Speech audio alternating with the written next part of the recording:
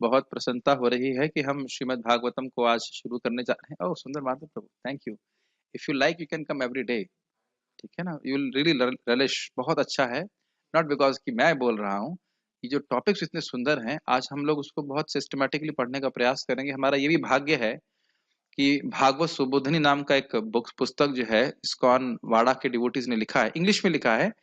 ओह ठीक है, वैराग्य हो रहा है आपके, ठीक है। और उसकी उसकी सहायता से हमको और सुविधा मिल रही है भागवतम को सिस्टमैटिकली समझने के लिए। तो हम आज शुरू कर रहे हैं।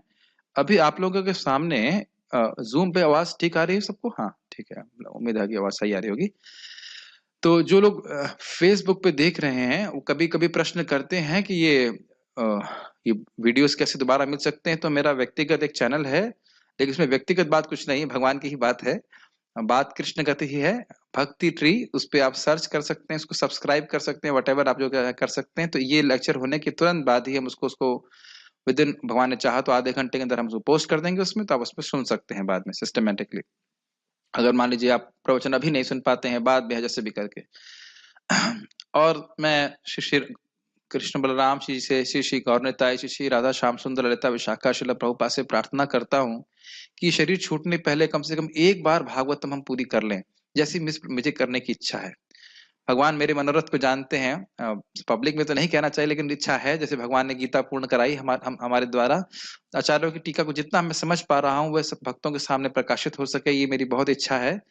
और भगवान चाहेंगे तो जरूर ये संभव हो पाएगा। तो आप देखेंगे कि किस प्रकार से सिस्टमैटिकली श्रीमद् भागवतम को हम श्रवण करते हैं, शब्दों के अर्थों को समझेंगे तो आपको बहुत रुचि होगी।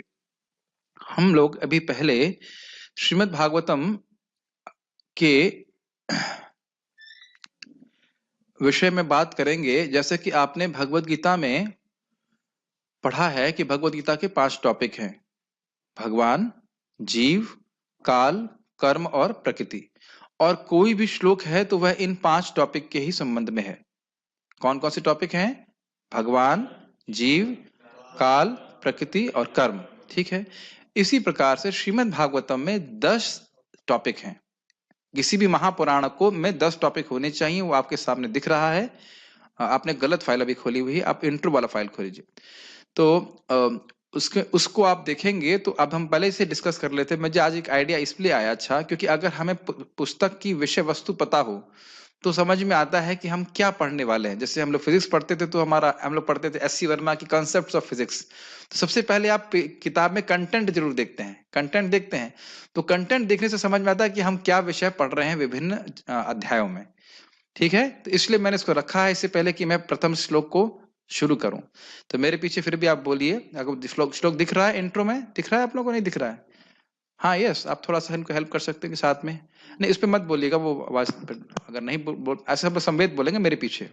श्री शुक वाच अत्र सर्गो विसर्गश्च स्थानं पोषणमूतयः मन्वन्तरेषानुकथा निरोधो मुक्तिराश्रयः। श्रील सुखदेव गोस्वामी कह रहे हैं कि ये जो भागवत है इसमें 10 टॉपिक हैं। श्रीमद् भागवतम 2.10.1, इसका अर्थ कुछ लोग शायद ना पता हो, दूसरा स्कंद, 10वां अध्याय, पहला श्लोक, ठीक है। इसको हम लोग ब्रेक करके देखते हैं कैसे। पहला है सर्ग। सर्ग का अर्थ है ब्रह्मांड की सृष्टि। अब इस पे हम व्याख्या नहीं कर रहे हैं, खाली पॉइंट्स बता रहे हैं, उसकी व्याख्या तो जब आएगी तो की ही जाएगी। और एक बात हम यहाँ पे बताना चाह रहे थे, बहुत अच्छा से उन्हें समझाया कि देखिए ये 10 टॉपिक ऐसा नहीं सोचना चाहिए कि एक विशेष स्कंद में ही हैं। ये बहुत इंपॉर्टेंट बात है। ऐसा नहीं सोचना चाहिए कि जो है कि अगर सर्ग है तो केवल एक थर्ड का हमें लिखा हुआ थर्ड उसी में है। हमने थर्ड, फोर्थ, फिफ्थ लिखा हुआ है इस पुस्तक के आधार पर, जीव गोस्वामी जी के कमेंट के अनुसार ये उसमें प्रमुख रूप से डिस्क्राइब किया गया है। ये विषय, सर्ग का विषय, ब्रह्मांड की सृष्टि तीसरे स्कंद में प्रमुख रूप से बताई गई है। इसका अर्थ यह नहीं कि भगवान के स्वरूप का वर्णन नहीं हो रहा वहां पे। मेरी बात समझ में आ रही है? ऐसा नहीं सोचना चाहिए कि सर्ग और विसर्ग केवल जो है तीसरे और चौथे स्कंद में ही हैं, अपितु वह अन्य, अपितु के बाद अर्थ समझते होंगे, अपितु मतलब अपितु, ठीक है। अपितु वह अन्य अन्य स्कंदों में भी है, लेकिन जो हमने नंबर यहाँ पे शो किए हैं ये दिखा रहा है कि ये जो टॉपिक्स हैं ये मुख्य रूप से उस स्कंद में चर्चा की गई है, ठीक है। अब हम टॉपिक इसलिए मैं बता रहा हूँ कि थर्ड फोर्थ फिफ्थ लिखने का क्या प्रयोजन है। सर्ग है ब्रह्मांड की सृष्टि, जब सृष्टि कुछ भी नहीं थी तब जगत कैसे आए, कहां से आया, उसको कहते हैं सर्ग। भगवान की सृष्टि को सर्ग कहा जाता है। ये थर्ड कैंटो में प्रमुख रूप से बताया गया। थर्ड कैंटो मतलब तीसरा स्कंद। दूसरा विषय है विसर्ग, उपसृष्टि जो ब्रह्मा जी के द्वारा की जाती है, वो प्रमुखतः चौथे स्कंद में है। स्थान मतलब लोकांतर, ये पांचवें स्कंद में है। विभिन्न प्रकार के लोक हैं, जैसे आप देख सकते हो जम्बू द्वीप, और बहुत सारे उनका वर्णन पांचवें स्कंद में आता है। पोषणम मतलब भगवान के द्वारा पोषण। इसका अर्थ क्या है? इसका अर्थ यह है कि भक्त से गलती भी हो जाए फिर भी भगवान उसकी रक्षा करते हैं। ये छठे स्कंद में है। ये आप लोग अजामिल का प्रसंग तो जानते ही हैं, एकदम स्पष्ट है। एक छोटे छोटे पॉइंट्स ले रहे हैं। ऊतयः मतलब सृष्टि की प्रेरणा, ऊतयः कर्म वासना, श्रील श्रीधर स्वामी समझाएंगे। अभी अब टॉपिक्स की व्याख्या नहीं कर रहे हैं हम, खाली इसको एक कंटेंट पढ़ रहा हूं। जैसे आप किताब पढ़ते तो कंटेंट की व्याख्या से ना होती है। ये सब टॉपिक हम पढ़ने वाले हैं, और जैसे जैसे हम श्लोक देखेंगे हम लोग समझने का प्रयास करेंगे कि क्या यह श्लोक इन टॉपिक्स के संबंध में है या नहीं है। ये भी हम देखते हुए चलेंगे, ठीक है। ये सातवें स्कंद में है। मनवंतर अर्थात मनुओं का परिवर्तन। ये तो आपने भगवत गीता से सुना है ना कि 14 मनु होते हैं ब्रह्मा जी के एक दिन में। तो इसी प्रकार से इनका वर्णन जो है वह 8वें स्कंद में आएगा। ईशानु कथा यानी भगवान का विज्ञान, ये 9वें स्कंद में आएगा। समझ में आ रहा है? तो कोई कठिनाई नहीं हो रही होगी। निरोध का अर्थ है भगवान के धाम वापस जाना, जैसा कि 12वें स्कंद में बताएंगे। अब आप देखिए, क्या ध्रुव महाराज के प्रसंग में हम ध्रुव महाराज के वापस भगवान धाम जाने के बारे में नहीं सुनते हैं? लेकिन ध्रुव महाराज का प्रसंग कहाँ है? चौथे स्कंद में, चौथे स्कंद में। तो इसलिए ऐसा नहीं सोचना चाहिए कि भगवान के धाम जाने की बात जो है केवल 12वें स्कंद में प्रमुख रूप से वहां पे, ठीक है। जैसे कि हम उनके बारे में सुनते हैं, पृथु महाराज भगवान के धाम गए, कौन से स्कंद है? चौथा स्कंद। समझ रहे ना मेरी बात? यस। मुक्ति अर्थात मुक्ति, ये 11वां स्कंद में बताया गया है। और 10वें स्कंद में आश्रय तत्व यानी आधार, जो सभी की, जिसकी सत्ता से सभी की सत्ता होती है, उन भगवान कृष्ण को परम सत्य कहते हैं, वह आश्रय तत्व है।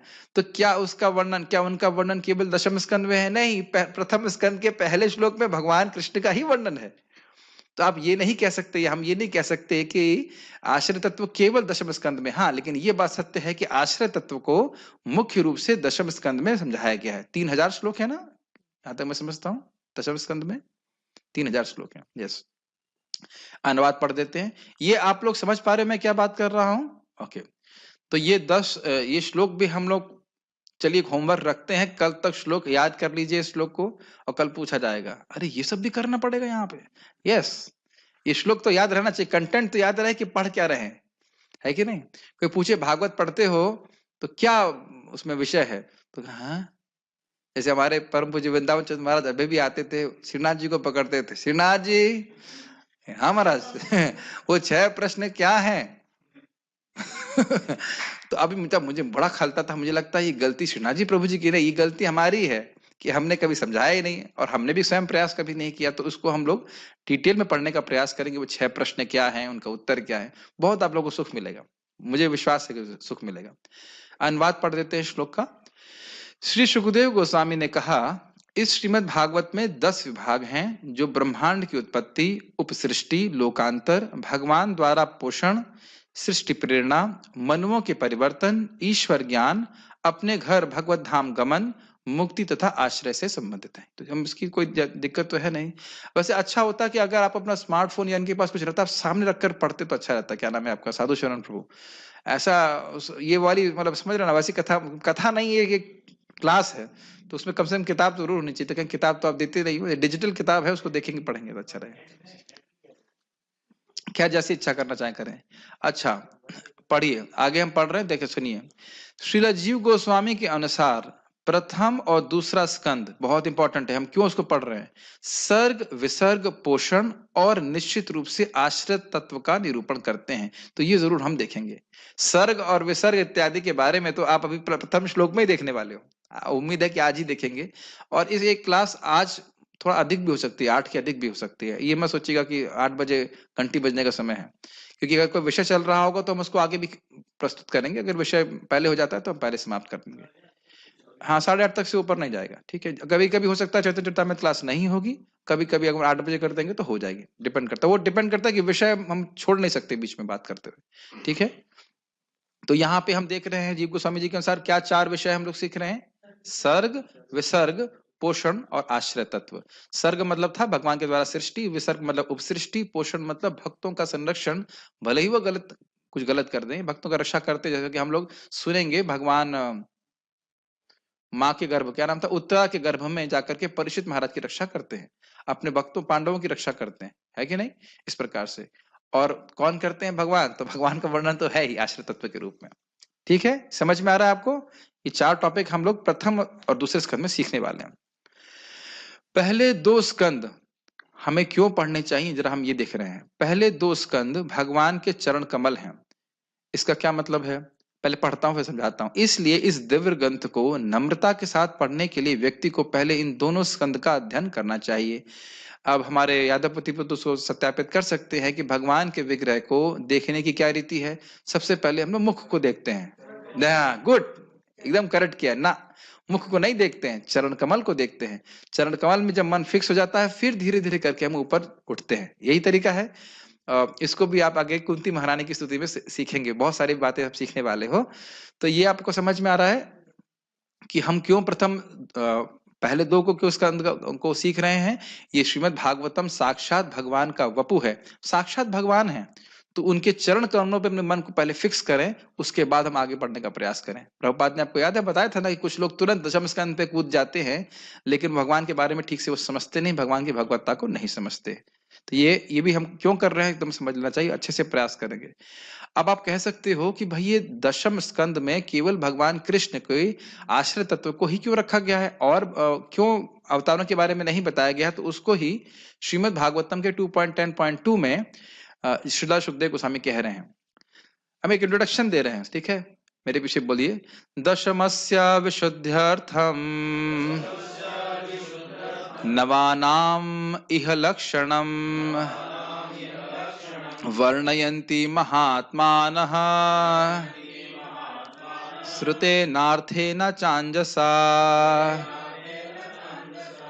अनुवाद पढ़ दूंगा, समझ में आ जाएगा। इनमें से जो 10वां यानी आश्रय तत्व यानी भगवान कृष्ण है, उसकी दिव्यता को अन्यों से पृथक करने के लिए उन सब का वर्णन कभी वैदिक साहित्य साक्ष्य से, कभी प्रत्यक्ष व्याख्या से, और कभी महापुरुषों द्वारा की गई संक्षिप्त व्याख्याओं से किया जाता है। इसकी हम व्याख्या नहीं कर रहे हैं, अर्थ ये समझ लेना चाहिए इसका।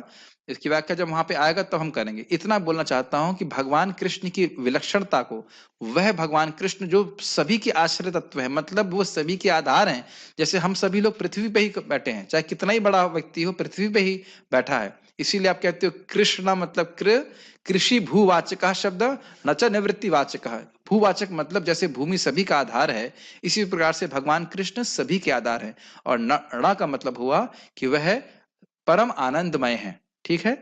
इसलिए अब हम लोग लेट्स सी, आप लोगों को दिख रहा है कि नहीं, let me see one second. Yes, now can you see that.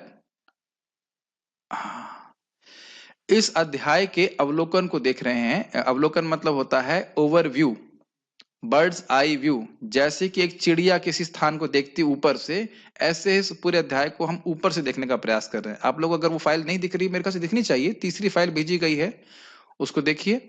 Overview, canto overview नहीं दिख रहा है, ठीक है। अध्याय 1, संतों द्वारा प्रश्न। संत मतलब ऋषिगण, शौनक आदि ऋषियों ने प्रश्न किए थे। तो आप इसमें देख सकते हैं 1 से 3 में प्रस्तावना है, यानी कि श्लोक क्रमांक 1 से 3 इस अध्याय का शीर्षक है मुनियों द्वारा प्रश्न। भक्त अभी नए हैं जिन्हें अनुवाद किया और जल्दीबाजी में हम लोग किया, लेकिन अर्थ समझते, संत कहिए मुनि कहिए एक ही बात है। संतः सदैव हृदयेषु विलोकयन्ति, भगवत प्रेमी भक्त हैं, संतों द्वारा प्रश्न किया गया है। तो पहले 3 श्लोक में वो प्रश्न नहीं किया गया है, पहले 3 श्लोक मंगलाचरण है, और वो है भागवतम को इन पर का प्रस्तावना है। तो उसमें पहले वाले श्लोक में परम सत्य की परिभाषा है, इसकी तो हम लोग बहुत चर्चा कर चुके हैं। दूसरे में श्रीमद् भागवतम की महिमा है, श्रीमद् भागवतम को श्रवण करने की इच्छा मात्र से भगवान हृदय में आ जाते हैं, और ये वास्तविक धर्म क्या है जो जीव को संतुष्ट कर सके, ये बताया जाएगा। अभी ओवरव्यू दे रहे हैं। ओवरव्यू का मतलब ये हो गया कि आपको डिटेल नहीं दिखाई पड़ रहा है, ऊपर से देख रहे हैं, जैसे हवा जैसे ऊपर से देखेंगे तो सारी चीज दिख जाएगी लेकिन डिटेल नहीं दिखाई पड़ेगा। जूम करेंगे जब हम, जूम मतलब जूम इन जूम इन करेंगे जब हम श्लोक पढ़ेंगे। जूम इन करने के लिए तो बैठे हैं आप, मोटा मोटा ओवरव्यू देख लेंगे। तीसरा है श्रीमद् भागवतम का आस्वादन करने हेतु निमंत्रण, निगम कल्प तरु इत्यादि। ठीक है। उसके बाद 4 से 8 में, श्लोक क्रमांक 4 से श्लोक क्रमांक 8 में संत सूत गोस्वामी की महिमा का गुणगान करते हैं। संत मतलब शौनक आदि ऋषि जो नैमिषारण्य में थे, वो सूत गोस्वामी की महिमा कहते हैं कि क्यों आपसे हम श्रीमद् भागवतम सुनना चाहते हैं। पपरच्छुर इदमादरात सत्कृतम सूतमासीनम पपरच्छुर इदमादरात। अब देखिए, जब जो भक्त मेरे संग पारायण करते हैं सुबह, अब उनको समझ में आ रहा होगा इस बात को। ये श्लोक मैंने याद नहीं किया, लेकिन पारायण करने से बार बार ये मुख से अपने आप आ गया। मैंने याद करने का प्रयास नहीं किया है, वो अपने आप मुख से आएगा जब बार बार पारायण करते हैं, और उसका अर्थ भी समझ में आने लगता है। तो यहाँ पे आएगा श्लोक क्रमांक 4 से 8 में कि उन्होंने सुबह के समय अग्नि को आहुति दे करके सूत गोस्वामी जी को बड़े आदर के संग श्रीमद् भागवतम बोलने के लिए कहा, और उसके बाद वो वर्णन करते हैं कि क्यों वह उनसे सुनना चाहते हैं। समझ रहे हैं? 4 से 8 में ये हुआ। और उसके बाद यहाँ कह रहे हैं, चौथे श्लोक में वो कह रहे हैं, भगवान एवं भक्त को संतुष्ट करने हेतु संत 1000 वर्ष के यज्ञ के लिए एकत्रित होते हैं। ठीक है, वो इकट्ठे हुए थे शौनक आदि ऋषि, और वह भगवान को संतुष्ट करने के लिए सत्रम सर्वाय लोकाय सहस्त्र सममासतः, ये जीवन का पहला श्लोक था मेरे भागवतम का। 5 से 8 में संतों ने सूत गोस्वामी को बैठने के लिए आसन प्रदान किया तथा उनकी महिमा का गुणगान किया। त्वया खलु पुराणानि सेतिहासानि चानगा आख्यातान्यपि धीतानि धर्मशास्त्राणि यानोता इत्यादि से बोला कि आप सारे शास्त्रों को जानते हो, आपने इनका व्याख्यान किया है, उसको पढ़ाई की है, इसलिए आप हम सबसे सुनना चाहते हैं सारे शास्त्रों का सार क्या है। उसके बाद 9 से 23 में क्या है, संत यानी ऋषि लोग कलयुग के मनुष्यों की निंदनीय स्थिति का वर्णन करते हैं तथा श्रवण की उत्सुकता व्यक्त करते हुए 6 प्रश्न करते हैं। क्या बोलते हैं? प्रायेणाल्पायुषा सभ्य कलवस्मिन् युगे जना मंदास मंद मतयो मंद भाग्या ही भद्रता। हे सुत गोस्वामी, शास्त्रों का सार हम सुनना चाहते हैं।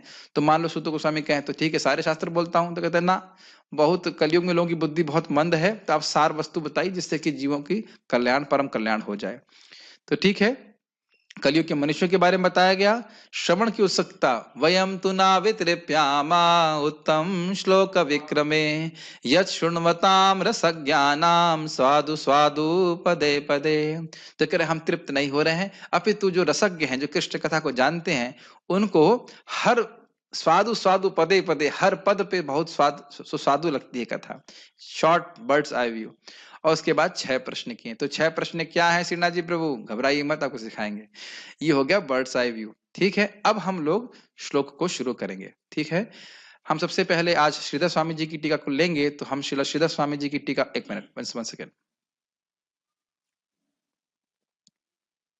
यस, तो हम श्रीधर स्वामी जी की टीका को ले रहे हैं। तो आप कहोगे प्रभु जी यह क्यों कर रहे हो, सीधे श्रील प्रभुपाद जी की टीका क्यों नहीं ले रहे हो? क्या प्रभुपाद जी ने पूर्ववर्ती आचार्यों की टीका को पढ़ने के लिए कहा है?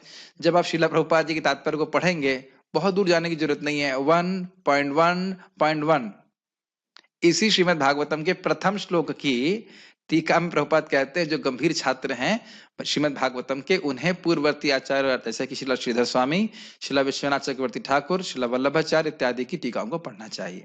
तो इसलिए किसी के मन में अगर कोई संदेह है तो संदेह को आप दूर कर लीजिएगा। हमें प्रभुपाद जी की आज्ञा माननी चाहिए, तो प्रभुपाद जी आज्ञा दे रहे हैं। अच्छा, हम श्रील श्रीधर स्वामी की टीका क्यों ले रहे हैं?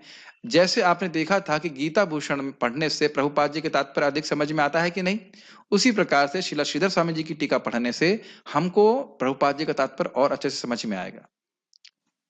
ठीक है, अभी हम लोग घबराइए मत। आज मुझे लगता नहीं कि हम टीका तुरंत शुरू कर पाएंगे, हम पहले आज श्लोक से को समझने का प्रयास करेंगे। तो मेरे पीछे बोलिए, ओम नमो भगवते वासुदेवाय, ओम नमो भगवते वासुदेवाय,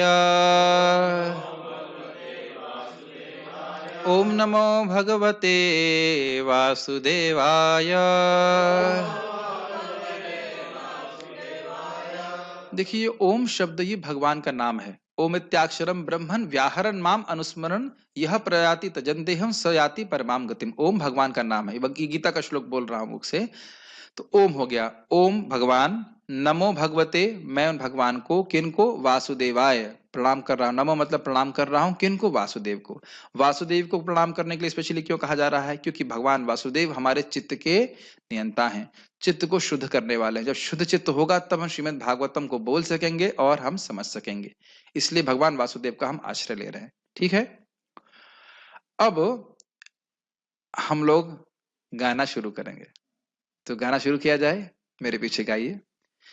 जन्मादस्य यतोऽन्वयादितरतश्चार्थेष्वभिज्ञः स्वराट्। गाइए। अन्वयादितरतश्चार्थेष्वभिज्ञः स्वराट् तेने। मेरे संग में मत गाइए, जब आप मेरे पीछे गाइए। तेने ब्रह्म हृदयादि कवये मुह्यन्ति सूरयः। हृदयादि कवये सूरयः तेजो वारिमृदां यथा विनिमयो यत्र त्रिसर्गो मृषा। यथा विनिमयो यत्र त्रिसर्गो मृषा धाम्ना स्वेन सदा निरस्तकुहकं सत्यं परं धीमहि।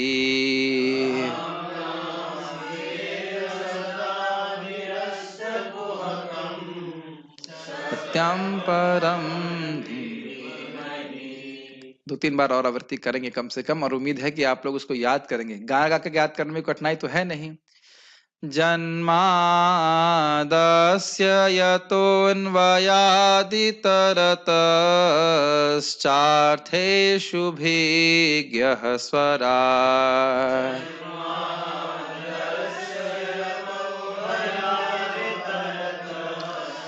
चार्थेष्वभिज्ञः स्वराट् तेने ब्रह्म हृदयादि कवये मुह्यन्ति सूरयः।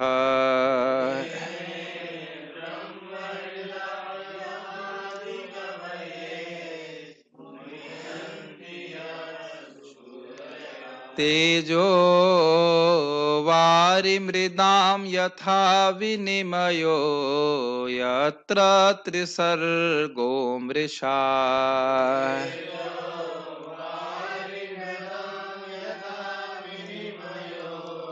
यत्र त्रिसर्गो मृषा धाम्ना स्वेन सदा निरस्तकुहकं सत्यं परं धीमहि। निरस्तकुहकं सत्यं परं। सब लोग मेरे साथ में बोलेंगे। जन्मादस्य यतोऽन्वयादितरतश्चार्थेष्वभिज्ञः स्वराट् तेने ब्रह्म हृदयादि कवये मुह्यन्ति सूरयः तेजो वारिमृदां यथा विनिमयो यत्र त्रिसर्गो मृषा धाम्ना स्वेन सदा निरस्तकुहकं सत्यं परं धीमहि। यहाँ पे हम इन भक्तों ने, वाड़ा के भक्तों ने बहुत सुंदर तरीके से इसको ब्रेकअप किया है, जो समझने में बहुत सुविधा होती है। तो हम इसको देख रहे हैं आपके सामने, इसको फॉरवर्ड कीजिएगा अपने उसमें देखिए। श्लोक क्रमांक 1 क्या विषय वस्तु प्रस्तुत कर रहा है? तो कह रहे हैं भगवान कृष्ण की परम सत्य के रूप में व्याख्या कर रहा है। किस प्रकार से भगवान कृष्ण परम सत्य हैं? परम सत्य अर्थात सभी चीजों के स्रोत हैं। और इसमें संबंध तत्व के बारे में बताया जाएगा। संबंध तत्व का अर्थ है कि जीवों का भगवान से, प्रकृति का भगवान से, भगवान का और जीव का प्रकृति से क्या संबंध है, मतलब बेसिकली भगवान का क्या संबंध है इस जगत से, तो ये हम समझने का प्रयास करेंगे। ये भी बात है। ओम नमो भगवते वासुदेव की व्याख्या मैंने आपके सामने कर दी।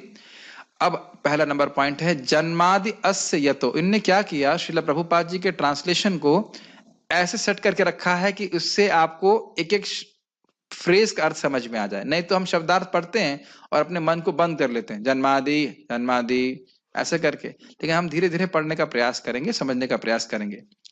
इससे पहले कि हम इसको पढ़ें, फिर से श्लोक देख लीजिएगा। इसमें सत्यम परम धीमहि जो शब्द है, इसमें सत्यम परम जो है, यह भगवान को परम सत्य के रूप में उनकी व्याख्या कर रहा है। ये उनका स्वरूप लक्षण है। अभी उसको आगे समझाएंगे, लेकिन इतना समझ लीजिए, जो सत्यम परम शब्द है, ये भगवान के स्वरूप लक्षण का वर्णन कर रहा है। ठीक है, परम सत्य। और जन्मादि से लेकर के निरस्त कुहुकम तक भगवान के तटस्थ लक्षणों का वर्णन हो रहा है। परम सत्य के तटस्थ लक्षणों का वर्णन हो रहा है। ठीक है, ये क्या होते हैं प्रभु जी? अभी आएगा, घबराइए मत। इसी को पढ़ाऊंगा तो समझ में आ जाएगा। लेकिन ये बात समझ लेना चाहिए कि ये दो अलग अलग चीज हैं। स्वरूप लक्षण और तटस्थ लक्षणों का वर्णन इस श्लोक में हो रहा है। किसका? परम सत्य के। ठीक है, अब देखेंगे उसको आगे। जन्म, नहीं मुझे लगता है समझा देना चाहिए। आकृति और प्रकृति किसी वस्तु की, उसको उसका स्वरूप लक्षण कहा जाता है। और उस वह जो कार्य करती है उससे उसको उसका तटस्थ लक्षण कहा जाता है। तो जैसे ये है मोबाइल, तो मोबाइल का रूप देख पा रहे हैं ना आप? दिखाई पड़ रहा है कि माउस नहीं है, मोबाइल है, तो आकृति दिख रही है और प्रकृति भी कुछ है इसका, इलेक्ट्रॉनिक ठीक है इस प्रकार से। लेकिन मेन चीज ये है, इलेक्ट्रॉनिक बहुत सारी वस्तुएं हो सकती हैं, लेकिन ये मोबाइल है क्योंकि मोबाइल के रूप में कार्य करता है। तो मोबाइल के रूप में कार्य करना ये तटस्थ लक्षण है। जैसे हमारे कर्णामृत प्रभु लड़के हैं कि नहीं? इज ही अ बॉय और not? No, is a man. Whatever, boy कहिए, मैन कहिए, कुछ भी कहिए, लेकिन ये इनको देख करके आप समझ जाएंगे ना कि कर्णामृत प्रभु है, ये शुभ कृष्ण दास नहीं है। शक्ल देख के समझ में आ जाता है ना, ये स्वरूप लक्षण समझ देख रहे हैं ना इस प्रकार से। अच्छा, प्रभु जी कुकिंग करते हैं और मैं कुछ नहीं करता हूं, तो कुछ नहीं करना मेरा तटस्थ लक्षण है, और कर्णामृत प्रभु का तटस्थ लक्षण क्या है? कुकिंग करना। और कुछ नहीं करना किसका लक्षण है? मेरा लक्षण है। ठीक है, हम खाली प्रसाद ग्रहण करते हैं। तो ये भी एक कार्य है, प्रसाद ग्रहण करना भी एक तटस्थ लक्षण है। तो हमने, अगर आप किचन में गए तो किसी ने जो कुछ नहीं कर रहा है, जो केवल प्रसाद ग्रहण कर रहा है, वो क्या कर रहा है? प्रसाद ग्रहण कर रहा है। तो प्रसाद ग्रहण करना उसका तटस्थ लक्षण है। क्या हमेशा प्रसाद ग्रहण करता है? तटस्थ लक्षण हमेशा नहीं होते हैं। अच्छा, आप हमेशा कुकिंग करते हो? नहीं। तो यानी कि तटस्थ लक्षण हमेशा प्रस्तुत नहीं होते हैं, कभी कभी प्रस्तुत होते हैं। हमेशा हर व्यक्ति हर कार्य नहीं कर रहा होता है। जैसे हमारे मनोज प्रभु सामने बैठे हुए हैं, तो मनोज प्रभु मैंने बोला तो समझ में आ रहा ना कौन मनोज प्रभु हैं? इनको गाड़ी चलाना आता है तो हमेशा गाड़ी चलाते हैं। तो गाड़ी चलाना आपका तटस्थ लक्षण हो गया, और जो आप हैं आकृति और प्रकृति, वो है आपका स्वरूप लक्षण हो गया। समझ में आ रही बात? तो अब मैं इसलिए ये सब व्याख्या इसलिए पहले कर दी क्योंकि ये जितने भी शब्द हैं ये सब भगवान के तटस्थ लक्षण प्रस्तुत कर रहे हैं। जरा देखिए, जन्मादि अस्य यतः, यानी कि अस्य, अस्य मतलब ये जगत, यतः मतलब उनसे आता है। इस जगत के जन्म आदि, जन्म, स्थिति मतलब पालन, और संहार जिनसे आता है। जन्मादि अस्य यतः, समझ में आ रहा है कि नहीं आ रहा है? जिनसे इस जगत की जन्म, स्थिति और संहार होता है। अब आप बताइए, क्या इस जगत की सृष्टि हमेशा होती है? नहीं होती है। तो सृष्टि, स्थिति, प्रलय ये हमेशा नहीं रहता है। तो ये भगवान का कार्य हुआ ना, तटस्थ कार्य। तटस्थ मतलब, तटस्थ लक्षण का मतलब हो गया, तटस्थ कार्य नहीं कहना चाहिए, तटस्थ लक्षण होता है कार्य करना। श्रीनाथ जी प्रभु कुकिंग करते हैं आप? हमेशा करते हैं? अभी करना ही है कुकिंग? नहीं कर रहे हैं। Does it make sense? तो जन्मादि अस्य यतः भगवान का तटस्थ लक्षण हुआ। समझ में आ रहा है कि नहीं? अनुवाद देख लीजिए। व्यक्त ब्रह्मांडों की उत्पत्ति, पालन तथा संहार के समस्त कारणों के आदि कारण हैं। यानी कि जो जगत की सृष्टि करने वाले कौन है? भगवान कृष्ण है। उसका पालन करने वाले कौन है? भगवान कृष्ण। और संहार करने वाले कौन है? भगवान कृष्ण। तो ये भगवान का कार्य हुआ। और किसी का कार्य नहीं है, ये केवल भगवान ही कर सकते हैं। इतनी बात समझ में आ रही है? एक एक पॉइंट आगे बढ़ते हैं। अन्वयाद इतरतश्चार्थेषु अभिज्ञ, इसके बहुत सारे अर्थ हैं, एक अर्थ यहाँ पे रखा गया है और इसको घबराइएगा मत, हम एक एक अर्थ को पकड़ेंगे। सीधे स्वामी 3 अर्थ देते हैं और जहां तक मैं समझता हूँ चक्रवर्ती पाद 4 या 5 अर्थ देते हैं। अरे प्रभु जी इतना गहराई में जाएंगे? तो भागवत तो डूबने के लिए ही है, भागवत तो डूबने के लिए ही है। लेकिन इस भागवत में डूबेंगे क्या, जगह बोलते हैं कि मैं भोगों के दुख देने वाले नमकीन सागर में डूबा हुआ था और महाप्रभु की कृपा से मैं अब भक्ति के अमृत रूपी सागर में डूब रहा हूं। डूबना तो सागर में ही है, लेकिन उसका जो फ्लेवर है वो चेंज हो जाएगा। समझ रहे ना मेरी बात? तो आप समझ रहे हैं अन्वयात का अर्थ क्या है? वे प्रत्यक्ष तथा अप्रत्यक्ष रूप से सारे जगत से अवगत रहते हैं। प्रत्यक्ष रूप से भौतिक संबंध के द्वारा अवगत रहते हैं और अप्रत्यक्ष रूप से आध्यात्मिक संबंध के द्वारा अवगत रहते हैं। तो इसकी व्याख्या अभी हम जब शब्दार्थ पढ़ेंगे तो समझा दूंगा। सराट मतलब वे परम स्वतंत्र हैं, उनको किसी पे आश्रित नहीं है। अपने कार्य को, मान लीजिए कहीं कोई जन्म सृष्टि करनी है तो तत्व कहां से आए? वो अपने से प्रकट कर दिए, किसी और की उनको अपेक्षा नहीं थी। अच्छा, करने की इच्छा के संबंध में भी स्वतंत्र हैं, जब इच्छा होती सृष्टि करते हैं, जब इच्छा होती है संहार भी कर देते हैं। नियम है कि इतने समय में प्रलय, इतने समय में ही प्रलय होनी चाहिए, लेकिन ऐसा नहीं कि वो कुंभक और रेचक सांस खींच नहीं सकते, वो जब चाहे सांस खींच लेंगे और सृष्टि खत्म हो सकती है। तो पूरी तरह से स्वराट है, किसी को भी कृपा देने के लिए स्वराट है। सबकी व्याख्या हम सुन चुके हैं और उसको हम आगे भी चर्चा करेंगे। स्वराट का मतलब समझ रहे हैं? परम स्वतंत्र है, उनको कोई कंट्रोल नहीं कर सकता है। ठीक है। तेने ब्रह्म हृदय आदि कवये, ब्रह्म का अर्थ है वेद, वेद का ज्ञान। हृदय समझते, हृदय मतलब हृदय, आदि कवि मतलब ब्रह्मा जी। तेना उनके द्वारा वेद का गुह्य ज्ञान आदि कवि ब्रह्मा जी के हृदय में प्रकाशित करा गया। तो ये कार्य है या नहीं है? कार्य तो हम आदमी कुछ हाथ पैर से करता नहीं, भगवान संकल्प मात्र से कर देते हैं। महाराज बता रहे थे बहुत सुंदर कि यहाँ पे लड़कों को ट्यूशन के लिए भेजते हैं फिर भी गधे फेल हो जाते हैं कि नहीं? लेकिन भगवान का लड़का पैदा हुआ ब्रह्मा जी, तो भगवान संकल्प किए और बेटे को ज्ञान हो गया। तो भगवान की अद्भुत शक्ति है। कार्य करते ये मत सोचिएगा कि हमारी तरह हाथ पैर से कार्य करते हैं, होते उनके हैं दिव्य हाथ पैर हैं, लेकिन उस संकल्प मात्र सारा कुछ करते हैं। यह भी भगवान की अद्भुत शक्ति को द्योतित करता है। कि मैं कई बार शब्द यूज करूंगा, द्योतित मतलब सूचित करता है, प्रकाशित करता है, द्योतमान। तो द्योतित शब्द जो है इसका अर्थ हुआ प्रकाशित करता है, कि केवल इच्छा मात्र से इस पूरे जगत की सृष्टि कर लेते हैं। ये चक्रवर्ती पाद आगे समझाएंगे। तो समझ में आ रहा है, इच्छा मात्र से ब्रह्मा जी को ज्ञान देंगे और हम भी उनके अंश हैं। अगर हम चाहेंगे, भगवान को प्रसन्न करेंगे, तो भगवान भी हमारे हृदय में अपना ज्ञान दे देंगे। इसकी एकदम अभी शॉर्ट में समझा रहे हैं, आगे टीका में और इसको खोल खोल के समझाया जाएगा। उन्होंने ही सर्वप्रथम आदि जीव ब्रह्मा जी के हृदय में वैदिक ज्ञान प्रदान किया। इसका अर्थ समझ लेना चाहिए कि ब्रह्मा जी के पहले भगवान थे, क्योंकि ब्रह्मा जी के पहले कोई नहीं था। तो ब्रह्मा जी को भी देने वाले ज्ञान आदि पुरुष भगवान श्री कृष्ण है। तो कहेंगे इसमें क्या मुश्किल है भाई समझने में? वेद का ज्ञान ऐसा क्या था जो ब्रह्मा जी को, भगवान को प्रकाशित करना पड़ा? तो कह रहे हैं मुह्यंत यत् सूरयः, उन्हीं के कारण बड़े बड़े मुनि तथा देवता उसी तरह मुंह में पड़ जाते हैं। किस तरह मुंह में पड़ जाते हैं बताऊंगा, लेकिन इस ज्ञान को समझना इतना आसान नहीं है। तो देवता गण भी समझ नहीं पाते, इसलिए भगवान ने वेद का ज्ञान ब्रह्मा जी के हृदय में प्रकाशित कराया। और उनकी माया से देवता गण भी भ्रमित हो जाते हैं। जैसे तेजो वारी मृदाम यथा, तेज का मतलब अग्नि, वारी का मतलब जल और मृद का मतलब होता है मिट्टी। तो कभी कभी जिस प्रकार अग्नि में जल या जल में स्थल देखकर कोई माया के द्वारा मोहग्रस्त हो जाता है, जैसे, अच्छा ये कार्य है कि नहीं भगवान का?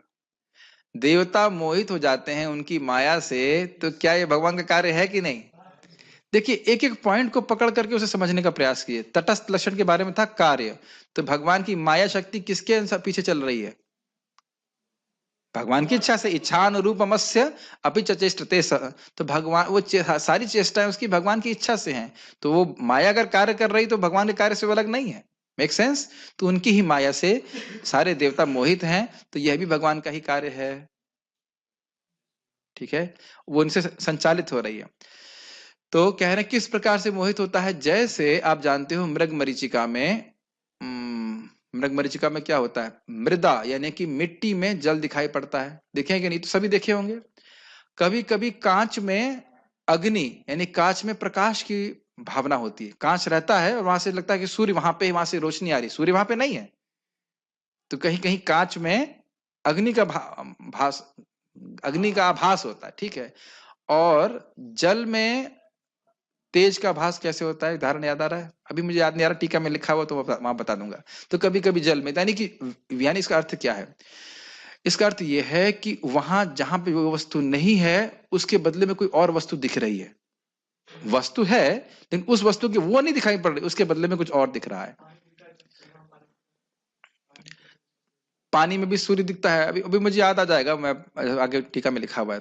तो जो वस्तु जहां पे है, मृग मरीचिका वाली बात तो समझ में आती है, वहां है, वहां पे मिट्टी है लेकिन हमको दिख रहा है पानी, तो पानी का अस्तित्व नहीं है लेकिन मिट्टी का अस्तित्व है। तो इसी प्रकार से जगत जो है, हम लोग सोच रहे हैं कि हमारे भोग के लिए है, लेकिन ये भगवान की शक्ति है, और उसको उसको उस रूप में हम नहीं देख पा रहे हैं। जैसा वो जगत है भगवान की शक्ति के रूप में, वह हम नहीं देख पा रहे हैं। वो एक प्रकार के भगवान का स्वरूप ही है जगत, क्योंकि भगवान की शक्ति है, लेकिन वैसा हम नहीं देख पा रहे हैं, इसीलिए तो भोग करने का प्रयास कर रहे हैं। Make sense? तो इसी प्रकार से सारे देवता से भगवान की माया से मोहित हैं। किस प्रकार से, जैसे कि कभी कभी मृग मरीचिका में मिट्टी की जगह आपको पानी दिखाई पड़ता है। समझ में आ रहा है? यह भी भगवान का कार्य है कि नहीं, मोहित करना जगत को। ठीक है प्रभु जी, सुबह इतने देर से कोई कहानी नहीं आई, हम तो सोचते थे कथा बीच में आएगी। अब यही कथा है, ये तत्व ही सारा कथा है और बहुत सुंदर है। अब इसको आगे हम पढ़ते जाएंगे तो बहुत अच्छा लगेगा, एटलीस्ट मुझे तो बड़ा अच्छा लगता है। विनिमयो यत्र त्रिसर्गो मृषः, विनिमय का अर्थ होता है व्यत्यास। व्यत्यास का मतलब होता है जो वस्तु नहीं है उसके बदले में कुछ और दिखना। कभी कभी आपको लगा है कि कोई कपड़ा छूता है, हम लगता है छिपकली है, ऐसा कभी नहीं हुआ? भ्रम भ्रम। या हमें लगता है कि रस्सी पड़ी है, सोचते हैं सांप है। कई बार ऐसा हो जाता है, कोई सॉफ्ट चीज पे पांव पड़ गया, लगा अरे छिपकली है, पांव पीछे कर लेते। एक बार मैं कई बार बताया, मैं बाथरूम से, मंदिर से, वॉशरूम से लौट रहा था तो देखा कि ऐसा लगा एक बंदर बैठा हुआ है, लेकिन बंदर नहीं था, वो बोरी थी खाली। तो आप ये नहीं कह सकते कि बोरी नहीं है, लेकिन बोरी की जगह मुझे बंदर दिख रहा है। Make sense? तो इसे कहते हैं व्यत्यास। मैं कुछ शब्दों को डिफाइन कर दे रहा हूं ताकि पहले बार बार शब्दों को हम आसानी से यूज कर सकें। व्यत्यास समझ में आया? जो वस्तु है लेकिन वो वस्तु उसके स्वरूप में नहीं दिख रही, कुछ और दिख रही है। विनिमय, विनिमय मतलब एक्सचेंज। एक्सचेंज समझते हैं? आप 100 रुपए तो उसके बदले में ये मुझे ये मिले, तो विनिमय का मतलब हुआ जैसे वस्तु है वैसा उसके बदले में कुछ और दिख रहा है। तो कह रहा यत्र त्रिसर्गो मृषा, त्रिसर्ग का मतलब होता है रजगुण, तमगुण और सतगुण से जो सृष्टि जगत की है, ये अमृषा, ये मृषा है, ये झूठी है लेकिन ये सच्ची दिखाई पड़ती है। अब झूठी का अर्थ क्या है? ये है तो अशाश्वत, ये है तो निरानंद, ठीक है, ये है तो अशाश्वत, निरानंद और क्या, अज्ञानमय, लेकिन हमें लग रहा है ये बहुत अच्छी है, हमको लग रहा है बहुत, ये हमेशा जगत चलने वाला है। कोई सोच रहा है जगत में प्रलय होगी? कोई नहीं सोचता। और ये लगता है कि जगत बड़ा सुखमय है। भगवान, सच्ची सृष्टि क्या है? सृष्टि नहीं, सच्चा आध्यात्मिक जगत क्या है? सत चिदानंद। और इसका विपरीत है, ये असत है, अचिद है और निरानंद है। लेकिन हमको हमको लग कैसे रहा है? बहुत अच्छा लग रहा है, हमको लग रहा है सत्यवत लग रहा है। सत्य है भगवान कृष्ण, सत्यवत मतलब उनके जैसा लग रहा है, उनके जैसा सत्य, उनके जैसा चिदमय, उसके जैसा आनंदमय लग रहा है। क्यों लग रहा है? क्योंकि ये उनके ऊपर आश्रित है। मैं धीरे धीरे समझ में आएंगी बातें मैं क्या कह रहा हूं। जैसे कि मिट्टी है, मिट्टी सत्य है कि नहीं? तो मिट्टी की सत्यता के कारण जल दिख रहा है वहां पे। अगर मिट्टी ही नहीं होती तो जल दिखने का प्रश्न नहीं होता है। तो इसी प्रकार से भगवान में ये जगत अधिष्ठित है। मतलब जैसे अधिष्ठित का मतलब हुआ, जैसे हम यहाँ पे कहाँ पे क्लास दे रहे हैं, पूछे कोई लोग पूछेगा तो क्या कहेंगे? इस्कॉन गौशाला में प्रवचन हो रहा है, क्लासरूम में। तो ये अधिष्ठान हो गया। अधिष्ठान समझते हैं? संस्कृत पढ़े होंगे, अधिष्ठान कारक सप्तमी विभक्ति। तो अधिष्ठान भगवान है, इसलिए भगवान की सत्यता से ये जगत सत्य लग रहा है। जैसे लोहे में क्या जलाने का गुण होता है श्रीनाथ जी प्रभु? जी हाँ, हाँ जी हाँ, क्या बोलना चाहते हैं आप? लेकिन जब लोहा अग्नि के संपर्क में होता है तो जलाने का गुण आ जाता है उसमें। गुण किसका है? अग्नि का, लेकिन उसके संपर्क से जड़ वस्तु भी जलाने की शक्ति आ जाती है। अब कहो कि जो तांबे के तार से तांबे के तार से पंखा चल जाता है। आप सब लोग हाँ बोल रहे हैं। तांबे के तार से नहीं चलता, लगाते रही तांबे का तार, जब बिजली का संपर्क होगा तब वो चलेगा। तो उसके गुण उसमें प्रकाशित हो रहे हैं, क्योंकि भगवान का अधिष्ठान है, भगवान भगवान ये जगत भगवान में है, इस कारण से ये जगत भगवान जैसा लगता है लेकिन है नहीं, तो इसलिए बोल रहे हैं विनिमयो यत्र सर्गो मृषा। मतलब असत की जगह, सॉरी, असत की जगह सत्य दिख रहा है, अशाश्वत है लेकिन दिख रहा है शाश्वत। आप समझ में आ रहा है विनिमय वाला point? Exchange, instead of seeing it as eternal, it is visible to me as, no, instead of being visible as non-eternal, it is being visible as eternal and as full of knowledge, and as full of bliss, although it is not full of bliss, not eternal and not full of knowledge। नहीं समझ में आ रहा है? अब इसको मैं इसलिए रुक के बस समझा रहा हूं, विनिमय शब्द समझ लीजिए, फिर टीका भी समझ में आएगी। ये जगत असत है, निरानंद है और अज्ञानमय है, इतनी बात समझ में आ रही है। लेकिन दिख कैसा रहा है? ज्ञान में दिख रहा है, दिख रहा है बहुत सुखमय, तभी तो इस जगत से मुक्त नहीं होना चाहते, है कि नहीं? और ये कभी नहीं लगता कि जगत की प्रलय होगी। कभी किसी को पूछ लीजिए, हम लोग को तो पता है भागवत से, अन्यथा कोई नहीं बता सकता कि ये जगत की प्रलय होगी। कोई नहीं सोचता इस प्रकार से। सोचते हैं? नहीं सोचते। तो आप देख रहे हैं कि जो आध्यात्मिक जगत है वो कैसा है? सच्चिद आनंद। तो वो गुण हमको दिख रहा है। ये जगत जिस प्रकार का नहीं है वो वैसा दिखाई पड़ रहा है, इसीलिए विनिमय बोल रहे हैं। अब नहीं समझ में आ रहा है तो आप फिर कर्णामित प्रभु प्रसाद खिलाई, और कुछ ऊपर बचेगा नहीं। देखिए एमबीबीएस करने के लिए, क्या बीडीएस और क्या क्या करने के लिए कितनी मेहनत करता है व्यक्ति, 10 साल निकल जाते हैं, है कि? अगर 10 साल भागवत समझने में निकल गए तो क्या दिक्कत है? और वो निकले नहीं है। आयुर हरति वैपुंसाम उद्यान स्तंच यन्नसौ यत् क्षणो ऋतम नीते नीता उत्तम श्लोक वार्तया। वही क्षण हमारे नहीं बीत रहे हैं जो हम भगवान की कथा में लगा रहे हैं। बाकी 10 साल 20 साल और किसी चीज में लगा रहे हैं, वो सब व्यर्थ जा रहा है। ठीक है? उन्हीं के कारण ये सारे भौतिक ब्रह्मांड जो प्रकृति के 3 गुणों की प्रतिक्रिया के कारण अस्थायी रूप से प्रकट होते हैं, वास्तविक लगते हैं, जबकि वे अवास्तविक होते हैं। इसी की व्याख्या मैं जब से कर रहा हूं।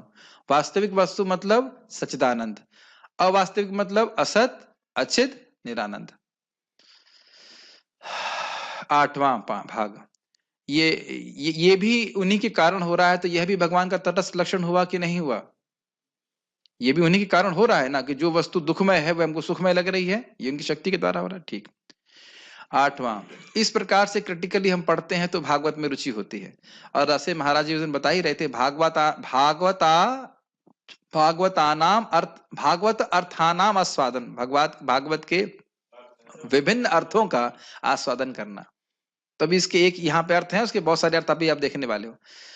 धामना स्वेन सदा निरस्त हुकम, धामना मतलब उनका प्रभाव, और इसका धामना का अर्थ ये भी कि उनका दिव्य धाम, इस प्रकार से अर्थ है। स्वेन मतलब खुद के धाम से, खुद के प्रभाव से, सदा निरस्त कुहुकम, कुह का मतलब होता है माया, अंधकार, वह अपने प्रभाव से इस माया के सारे अंधकार को नष्ट कर रहे हैं। जैसे सूर्य अंधकार को नष्ट करता है ना, किसकी रोशनी से? अपनी ही रोशनी से सारे अंधकार को नष्ट करता है। इसलिए कभी नहीं सोचना चाहिए कि माया भगवान को आवृत्त कर सकती है। भगवान के प्रति सबसे बड़ा अपराध है। यहाँ शब्द है सदा, सदा मतलब निरंतर। माया कभी भगवान को स्पृष्ट नहीं कर सकती है। स्पृष्ट मतलब स्पर्श नहीं कर सकते, स्पर्श नहीं। माया भगवान कभी भी माया से स्पृष्ट नहीं होते। ये मायावादियों की थ्योरी को बिल्कुल खत्म कर देता है, जो कहते हैं कि पहले हम भगवान थे और माया ने पकड़ लिया और अब हम जो है बद्धजीव हो गए। यहाँ क्या बोल रहे हैं वेदव्यास जी? सदा निरस्त को हुक्म। तो अब देखिए, जो व्यक्ति व्यासदेव जी के व्यासासन पे बैठा हुआ है और ये बोल रहा है कि भगवान, हम लोग सब भगवान हैं, हम लोग पहले भगवान थे, अब माया ने पकड़ लिया और हम भूल गए हैं, इसलिए बद्धजीव बन गए हैं। तो ये देखिए, वो पहले ही श्लोक की व्याख्या उल्टा कर रहा है, खंडन कर रहा है। ऐसे व्यक्ति से कभी नहीं सुनना चाहिए। तो अगर कभी कोई बोले कि हम सब भगवान थे या भगवान बन जाएंगे, ये बिल्कुल निराधार है। व्यासदेव इसको खंडन कर दे रहे, खत्म कर दे रहे। समझ पा रहे? धामना, धामना मतलब अपने दिव्य प्रकाश से वह इस कुहुक यानी माया को निरस्त कर रहे, समाप्त कर रहे। सुंदर माता समझ में आ रहा है? यस। ये सारे नोट्स देखिए, पहले जब मैं इसको समझा रहा था, पहली बात ये थी कि 1.5 साल पहले इतनी समझावट नहीं थी। एक बात, जब मैंने शुरू किया था तब भी साहस किया था समझाने का, और अभी भी आज से 10 साल बाद कितनी समझावट होगी, भगवान की कृपा होगी तो और अधिक होगा। लेकिन जितना समझावट है उतना करने का प्रयास कर रहे हैं। जैसे पक्षी एक लेवल तक उड़ता है, और उससे ऊंचा बाज उड़ता है और उससे और ऊंचा उड़ता है लेकिन हर व्यक्ति आकाश में उड़ने का प्रयास कर रहा है। ठीक है, तो भगवान की महिमा कहने का प्रयास कर रहे हैं। जो भौतिक जगत के भ्रामक रूपों से सर्वथा मुक्त अपने दिव्य धाम में निरंतर वास करते हैं। ठीक है, भ्रामक रूप मतलब इस जगत के जो रूप है वह त्रिगुणात्मक है, लेकिन भगवान का रूप कैसा है? सच्चिदानंदमय है। और कहाँ रहते हैं? अपने गोलोक वृंदावन। धामना का एक और था है स्वरूप, ये भूल गया था मैं, स्वरूप ये चक्रवर्ती बात समझाते हैं। ठीक है, सत्यम परम धीमहि, मैं उनका ध्यान करता हूं क्योंकि वे परम सत्य हैं। परम सत्य जो है वो भगवान का स्वरूप लक्षण है। उसका अर्थ ये है कि वो सभी के आधार है, सभी कुछ उनसे आता है। जब भगवान गीता में कहते हैं अहम सर्वस्व प्रभवो, मैं सभी का प्रभव हूं, उत्स हूं, तो इसका मतलब है भगवान विष्णु के स्वरूप भी उनके ऊपर ही आश्रित है। समझ में आ रहा है? तो इस प्रकार से भगवान कृष्ण सभी के आश्रय हैं और आश्रय तत्व है भगवान कृष्ण। तो यहाँ पे आश्रय तत्व का वर्णन सुना? क्या आपने इस श्लोक में आश्रय तत्व भगवान कृष्ण का वर्णन सुना? ये सत्यम परम क्या है? भगवान कृष्ण का वर्णन है। ठीक, क्या आपने सर्ग का वर्णन सुना? सुना ना? जन्मादि अस्यतः। क्या आपने विसर्ग सुना? देवताओं की सृष्टि हुई, ब्रह्मा जी के बारे में बात हुई, हुआ कि नहीं हुआ? तो इस प्रकार से हम देख रहे हैं कि पहले श्लोक में ही काफी सारी बातें हम सीख रहे हैं। अच्छा, भगवान का संबंध इस जगत से सुना? सुना कि नहीं सुना? सुना। और ये सारे पॉइंट्स हमने कहा था, ये सब बातें इस श्लोक में आई हैं। उम्मीद है कि आपको समझ में आया होगा। शब्दार्थ हम लोग पढ़ लें एक बार। अब मेरे ख्याल से एक बार फिर से देखिए, इसको घोटना है श्लोक को। ये मत सोचिए कि कल 1.1.2 शुरू हो जाएगा, भूल जाइए। वैसे इसमें कोई दिक्कत नहीं है। मैंने भी देखा कि हम महाप्रभु की जीवनी को 16 दिन से चर्चा कर रहे थे, 16 डेज, और कोई बोर नहीं हो रहा था। समझ रहे ना? हमारे करुणामृत प्रभु रोज ही अच्छा प्रसाद बनाते हैं, रोज ही रोटी चावल बनाते हैं, तो क्या हम बोर हो जाते हैं? बोर से ना होते हैं। अलग अलग अगर समझ में आपको यहाँ पे आएगा। पहले शब्दार्थ को मेरे पीछे बोलिए। ओम हे प्रभु नमः, नमस्कार है भगवते, भगवान को, वासुदेवाय, वासुदेव या वसुदेव के पुत्र, या आदि भगवान श्री कृष्ण को। ठीक है, ओम नमो भगवते वासुदेव का अर्थ समझ में आ गया।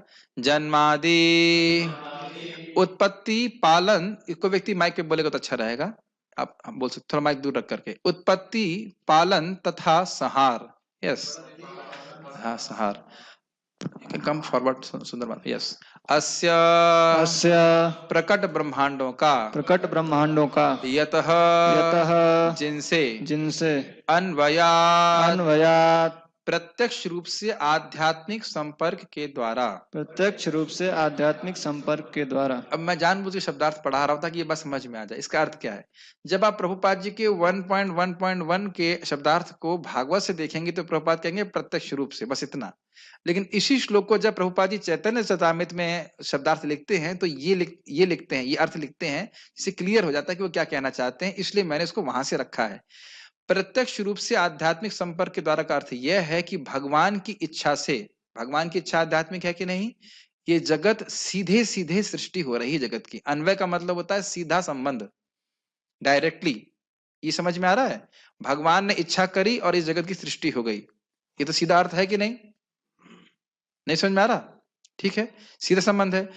इतरतः, इतरतः अप्रत्यक्ष रूप से भौतिक संपर्क के द्वारा। अप्रत्यक्ष रूप से भौतिक अब संपर्क इसका के अर्थ द्वारा। समझिए। देखिए, इतरता का मतलब होता है व्यतिरेक या उसका उल्टा।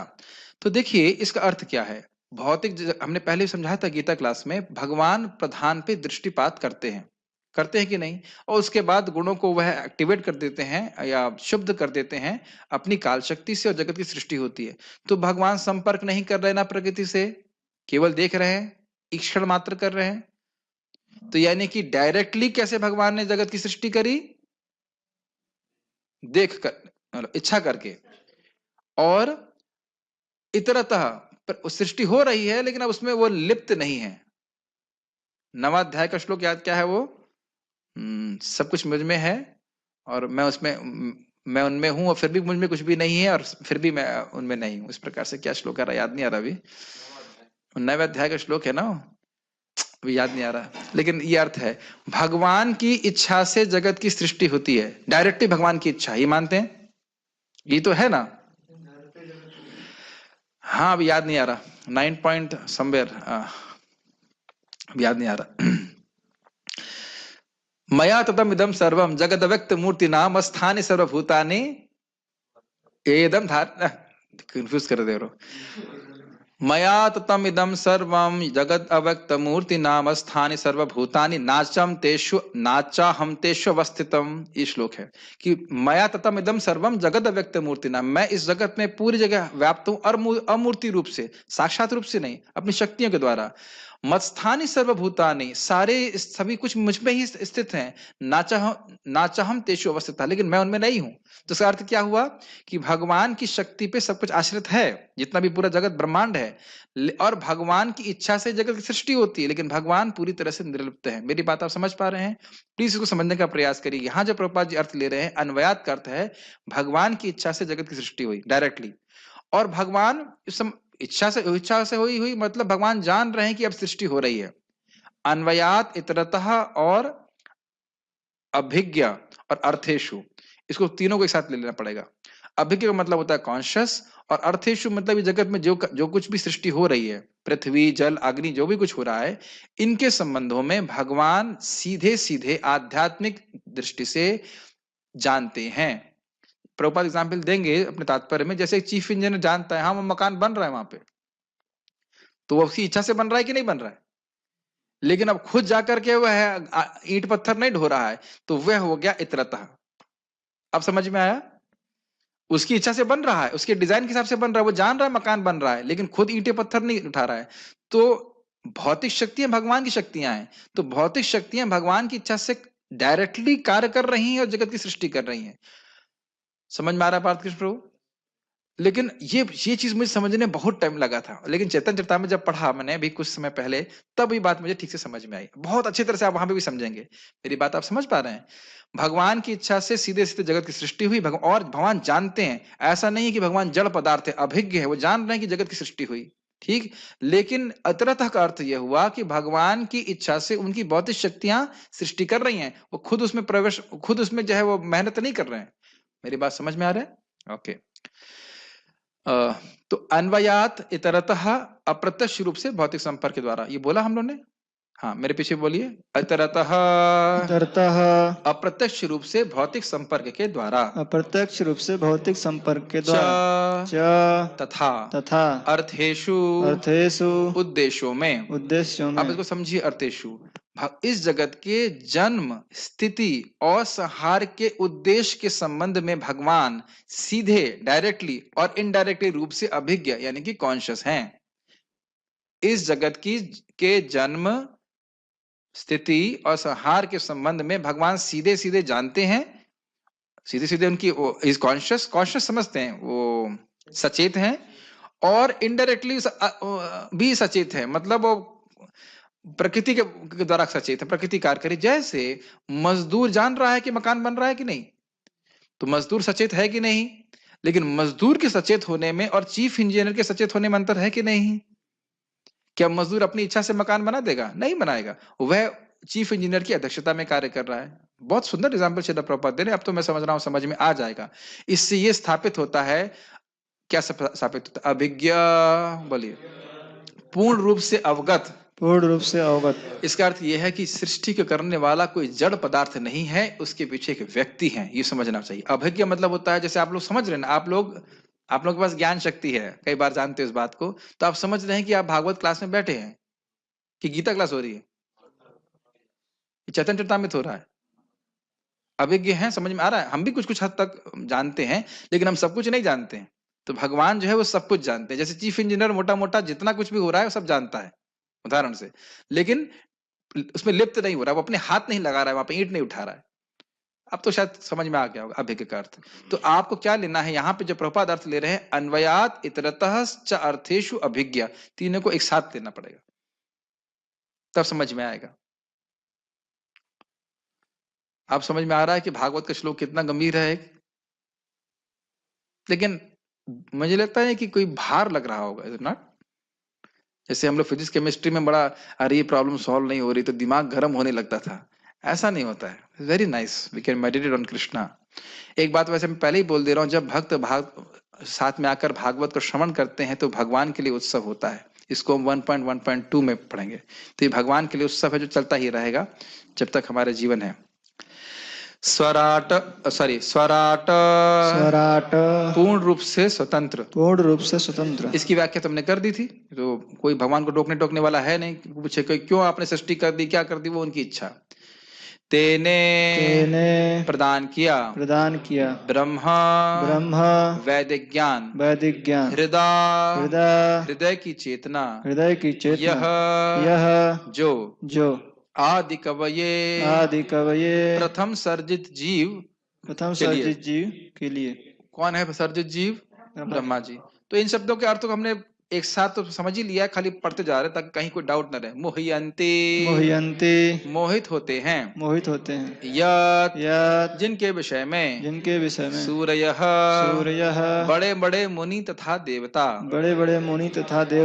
तो प्रेम कृष्ण प्रभु मोहयन्ती यत् सूरयः का अर्थ क्या हुआ? अच्छा, आपने वो देखा नहीं होता था।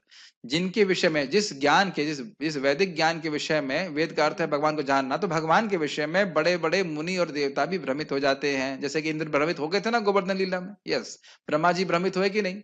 यस। अच्छा, कैसे भ्रमित हो जाते हैं? तेजः अग्नि वारी जल मृदाम पृथ्वी यथा जिस प्रकार तेज वारी मृदा। अब तो समझाने की जरूरत नहीं है। अग्नि में जल, जल में मिट्टी, इस प्रकार से दिखता है, लोग भ्रमित हो जाते हैं। ऐसे देवता भी भ्रमित हो जाते हैं। विनिमयः क्रिया प्रतिक्रिया यत्र जहां पर त्रिसर्गः सृष्टि के तीन गुण सृष्टिकारी शक्तियां। अब देखिए यहाँ प्रभुपाद जी क्या कह रहे हैं। विनिमय का अर्थ है एक्सचेंज का अर्थ समझ लेना चाहिए। बहुत अच्छे अर्थ है, एक एक शब्द के अलग अलग अर्थ हैं। क्रिया प्रतिक्रिया क्यों कह रहे हैं? गुणों की क्रिया प्रतिक्रिया हो रही है। कभी रजोगुण बढ़ रहा है, कभी सत्वगुण बढ़ रहा है, कभी तमोगुण बढ़ रहा है। यह भी अर्थ हम यहाँ पे समझ रहे हैं। एक और अर्थ हम प्रभुपाद के शब्दार्थ में समझ रहे हैं कि गुणों की क्रिया प्रतिक्रिया से ये त्रिसर्ग की सृष्टि हो रही। त्रिसर्ग मतलब रजोगुण तमोगुण और सत्वगुण से होने वाली सृष्टि। जो लोग गीता पढ़े हैं उन सबको समझते हैं इन गुणों का मतलब क्या है। अमृषा सत्यवत सत्य जैसी। सत्य है भगवान कृष्ण, उनका क्या गुण है? सच्चिदानंद। तो सत्य जैसी, चिद जैसी और आनंद जैसी ये सृष्टि लगती है, जबकि ऐसी है नहीं। अब तो समझ में आ रहा होगा, इज इट नॉट? कई बार समझाया इस बात को। धामना समस्त दिव्य सामग्री के साथ यानी कि भगवान के नाम रूप गुण लीला, ये सभी भगवान की सामग्री हो गई ना, दिव्य सामग्री। तो इसके संग भगवान स्वेना अपने से सदा सदैव निरस्त अनुपस्थिति के कारण त्यक्त कुहकम मोह को। तो इसका अर्थ क्या है? अब आप ये देखिए, जैसे सूरज में कितना अंधकार है? बिल्कुल नहीं है, ठीक है ना? तो उसी प्रकार से भगवान में कितनी माया है? बिल्कुल नहीं है। तो यही कह रहे हैं कि अपनी दिव्य सामग्री से, यानी भगवान के नाम रूप गुण लीला कभी भी माया के सृष्टि नहीं है। माया उनको कभी स्पर्श नहीं कर सकती है। समझ में आ रहा है? यस। सत्यम सत्य को परम धीमहि मैं ध्यान करता हूँ। सत्य का समझ देना चाहिए। सत्य मतलब होता है सच्चिदानंद, लेकिन परम सत्य मतलब वह सत्य जो किसी और सत्य पे आश्रित ना हो। जीव या भगवान के अन्य विष्णु स्वरूप भी भगवान कृष्ण पे आश्रित रहते हैं, वो सत्य हैं, लेकिन वह सत्य, उनकी सत्यता या उनका सत्ता भगवान कृष्ण की सत्ता पे आश्रित है, और भगवान कृष्ण की सत्ता किसी पे आश्रित नहीं है। ईश्वर परम कृष्णा सच्चिदानंद विग्रह अनादिरादिर गोविंद सर्व कारण। यह वहां पे भी वह परम सत्य की व्याख्या कर रहे हैं। अनुवाद पढ़ लेते हैं प्रभुपाद जी का। हे प्रभु, हे वसुदेव पुत्र श्री कृष्ण, हे सर्वव्यापी भगवान, मैं आपको सादर नमस्कार करता हूं। मैं भगवान श्री कृष्ण का ध्यान करता हूं क्योंकि वे परम सत्य हैं और व्यक्त ब्रह्मांडों की उत्पत्ति, पालन तथा संहार के समस्त कारणों के आदि कारण हैं। वे प्रत्यक्ष तथा अप्रत्यक्ष रूप से सारे जगत से अवगत रहते हैं और वे परम स्वतंत्र हैं क्योंकि उनसे परे अन्य कोई कारण है ही नहीं। उन्होंने ही सर्वप्रथम आदि जीव ब्रह्मा जी के हृदय में वैदिक ज्ञान प्रदान किया उन्हीं के कारण बड़े बड़े मुनि तथा देवता उसी तरह मोह में पड़ जाते हैं जिस प्रकार अग्नि में जल या जल में स्थल देखकर कोई माया के द्वारा मोहग्रस्त हो जाता है। मैं पढ़ दे रहा हूँ कि किसी व्याख्या हम पहले ही कर चुके हैं। उन्हीं के कारण ये सारे भौतिक ब्रह्मांड जो प्रकृति के 3 गुणों की प्रतिक्रिया के कारण अस्थायी रूप से प्रकट होते हैं, वास्तविक लगते हैं, जबकि ये अवास्तविक होते हैं।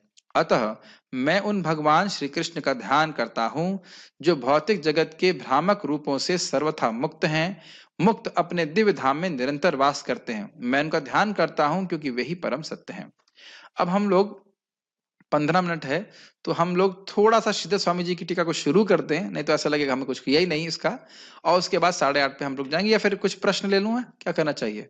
मेरे ख्याल से हम कुछ प्रश्न देख लेते हैं। और कभी प्रश्न ये मत करना कि उड़द की दाल कार्तिक में खा सकते हैं कि नहीं खा सकते, ये सब प्रश्न भागवत कक्षा में मत कीजिएगा। जो भी प्रश्न करेंगे वो उस क्लास के संबंध में होना चाहिए। मैं देख लेता हूँ यहाँ तक कोई प्रश्न है कि नहीं।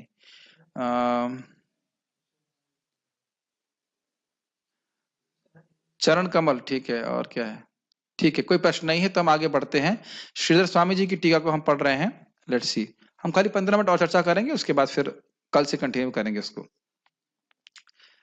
लेट्स सी, हाँ, हम संस्कृत भी पढ़ेंगे इसकी, क्योंकि वह संस्कृत भी शिला उनके उन्हीं के वचन है और हमको पवित्र करने वाले, और आप समझ जाओगे बहुत ईसा बहुत अच्छा। वो प्रार्थना करने पहले, वह नरसिंह देव जी के भक्त थे और वह महान भक्त हुए, सबसे पहले टीकाकार हुए हैं जो हमारी अंडरस्टैंडिंग के हम समझे हैं। और उनको श्रीमन चैतन्य महाप्रभु कहते थे गुरु कोरी मानी, मैं उनको गुरु के रूप में स्वीकार करता हूँ। स्वयं श्रीमन चैतन्य महाप्रभु श्रीधर स्वामी जी। और कई बार आप देखेंगे प्रभुपाद जी श्रीधर स्वामी जी को कोट करते हैं, और अपने अगर भले नाम ना रखें लेकिन उनको कोट करते हैं, तो जगह जगह कोट करते हैं। और जितने भी आचार्य हुए वह श्रीधर स्वामी जी को ही टीका के अनुगत्य में लिखे हैं। आप जीव गोस्वामी पाद हो चाहे कोई भी हो, उसी को और एक्सपैंड कर दिए हैं, उन्हीं के अनुगत अनुगत समझते हैं, फॉलोइंग दैट कमेंट्री, कभी काटे नहीं उसको। एक बार एक छोटी सी घटना थी, एक भक्त आकर के कुछ टीका लिखे और कहे कि श्रीधर स्वामी जी की टीका कहीं कहीं मतलब उचित नहीं है, हमने उसको और अलग व्याख्या करी है। तो महाप्रभु कहते हैं जो स्वामी को नहीं मानता, जनरली श्रीधर स्वामी जी को आचार्य गण बोलते हैं स्वामी चरण स्वामी चरण, जो स्वामी को नहीं मानता उसको मैं वैश्य मानता हूँ। समझ रहे ना, ऐसा बोल दिए तो फिर बहुत गुस्सा हो गए। फिर बाद में वो जब नम्र हुए तो इन्हें कहा कि नहीं, आपको ऐसा नहीं करना चाहिए, पूर्ववर्ती आचार्यों की से अधिक अपने को बुद्धिमान नहीं मानना चाहिए। समझ रहे? तो जितने भी आचार्यगण हैं वह सब श्रीधर स्वामी जी को गुरु के रूप में स्वीकार करते हैं, इसलिए उनकी टीका हम लेंगे और आपको बहुत सुंदर लगेगा, बहुत अच्छा लगेगा। वो नरसिंह देव से प्रार्थना कर रहे हैं, मेरे पीछे बोलेंगे तो अच्छा लगेगा। वागीशायस वदन, मेरे पीछे मतलब मेरे पीछे बोलिए, मेरे बाप बोलने के बाद। वागीशायस्य वदने लक्ष्मीर्यस्य च वक्षसि, वागीशायस्य वदने लक्ष्मीर्यस्य च वक्षसि, यस्यास्ते हृदये संवित्तं नृसिंहम् अहं भजे, यास्ते हृदये तम नरसिंह अहम भजे। तो भगवान नरसिंह देव से प्रार्थना कर रहे हैं। क्या प्रार्थना कर रहे हैं देखिए, बहुत इजी है संस्कृत। वाग ईशा, ईश नहीं है, ईशा, ईशा है स्त्रीलिंग। वाणी की देवी कौन है? सरस्वती। यस वदने, जिनके मुख में निवास करती हैं। ठीक है, क्लियर? लक्ष्मी, लक्ष्मी जानते हैं, लक्ष्मीर यस्य च वक्षसि, वक्ष मतलब होता है छाती, जिनके छाती पे, जिनकी छाती कह लीजिए या भगवान का जो वक्षस्थल है, जिनके वक्षस्थल पे लक्ष्मी जी निवास करती हैं। ऐसे बोलते जाएंगे तो थोड़ा थोड़ा संस्कृत भी आप पिकअप करने लग जाओगे। समझ में आया श्लोक का अर्थ? यस्यास्ते हृदय संवित, जो संवित शक्ति है भगवान की, वह शक्ति जिसके द्वारा भगवान अपने को जानते हैं और दूसरे को अपना ज्ञान प्रदान करते हैं, जिनके हृदय में वह संवित शक्ति निवास करती है, तम नरसिंहम अहम भजे। ये तो बड़ा आसान है। उन नरसिंह देव को मैं प्रणाम करके उनका भजन कर रहा हूँ, उनकी सेवा कर रहा हूँ। Easy, okay. तो मैंने वैसे इसका अनुवाद भी रखा हुआ है, लेकिन अनुवाद मैं तब नहीं पढ़ूंगा जब मैं अनुवाद समझा रहा हूँ। अगर मुझे अनुवाद मतलब सीधे संस्कृत नहीं समझ में आएगी तो अनुवाद पढ़ के समझा दूंगा। तो मैं आपको बोल रहा हूँ कि मैं बहुत बड़ा स्कॉलर नहीं हूँ, मैं कुछ भी बड़ा क्या बिल्कुल भी स्कॉलर नहीं हूँ, लेकिन थोड़ा थोड़ा जो हम समझ में आता है हम समझाना चाहते हैं। मेरे पीछे बोलिए, विश्व सर्ग विसर्गादि, विश्व सर्ग विसर्गादि, नव लक्षण लक्षितम, नव लक्षण लक्षितम, श्री कृष्णाख्यम परम धाम, श्री कृष्णाख्यम परम धाम, जगत धाम नमामि तत्, जगत धाम नमामि तत्। संपूर्ण जगत की सृष्टि और उसका संहार आदि नव लक्षणों से लक्षित तथा संपूर्ण जगत के एकमात्र आश्रय स्वरूप परम प्राप्य भगवान श्री कृष्ण को मैं नमस्कार करता हूं। अब वापस संस्कृत देख लेते हैं। विश्व सर्ग, विसर्गादि, ये सब नव लक्षण लक्षितम, ये इस जगत की सृष्टि और उसके विसर्ग आदि जो भी है वह भगवान के लक्षण है। कौन से लक्षण है? अभी क्या पढ़ाया था? तटस्थ लक्षण। समझ में आया? समझ में आ रहा है? ठीक है। श्री कृष्णाख्यम, जो श्री कृष्ण के रूप में ख्यापित हैं, लोग उनको जानते हैं इस प्रकार से। परम धाम, जो परम आश्रय हैं सभी के। जगत धाम, इस जगत के आश्रय हैं। नमामि तत्, उन भगवान श्री कृष्ण को मैं प्रणाम कर रहा हूं। Make sense? ठीक है।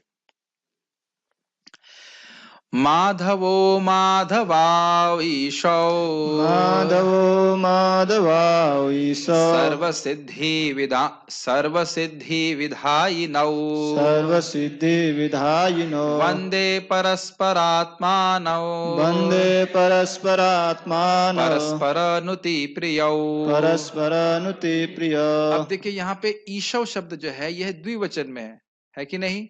तो यहाँ पे दो लोगों की से प्रार्थना कर रहे हैं। माधव उमाधवा। माधव मतलब बिंदु माधव कहाँ पे? इलाहाबाद में है। नहीं, माधव कह रहा नहीं, माधव जो है वो लक्ष्मीपति का नाम है, मतलब नरसिंहदेव भगवान कृष्ण को प्रणाम कर रहे हैं। और उमाधव कहाँ है? उमाधव मतलब उमा के पति शिव जी। तो शिव जी कहाँ से आ गए? क्योंकि उस समय जब इन्हें टीका लिखी, मैं हरिपार्षद प्रभु का प्रवचन सुन रहा था, इसी पे बहुत सुंदर व्याख्या की है कि उस समय जब श्रीधर स्वामी टीका लिख रहे थे तो वह वहां पे थे, काशी में थे। और वह बड़ा सुंदर घटना हुई कि लोगों ने कहा नहीं, ये मायावादियों ने कहा कि ना, यह टीका मान्य नहीं है। तो फिर वह उस टीका को श्रीधर स्वामी ने शिव जी को समर्पित किया। और शिव जी उसमें बाद में उसमें लिखे कि क्या है वो, अहम वेत्ति शुको वेत्ति व्यास वेत्ति न वेत्ति वा श्रीधरम सकलम वेत्ति नरसिंह प्रसादये।